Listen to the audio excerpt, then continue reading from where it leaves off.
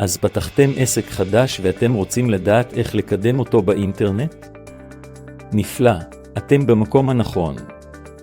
קידום אתרים, או בשמו המקצועי SEO, Search Engine Optimization, הוא אחד הכלים החשובים ביותר שיש לכם למשיכת תנועה איכותית לאתר שלכם.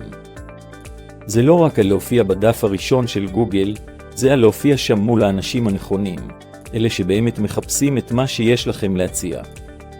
נשמע מורכב. אולי קצת, אבל עם הכוונה נכונה וקצת סבלנות, אפשר להפוך את האתר שלכם למגנט ללקוחות פוטנציאליים. קידום אתרים לעסק חדש הוא מסע ארוך ומאתגר, אבל עם הזמן והמאמץ הנכון, התוצאות יכולות להיות מדהימות.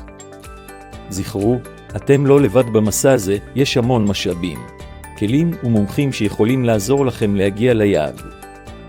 אז קחו נשימה עמוקה, תתחילו ללמוד וליישם, ותהיו בטוחים שהמאמצים שלכם ישתלמו בסופו של דבר. בהצלחה.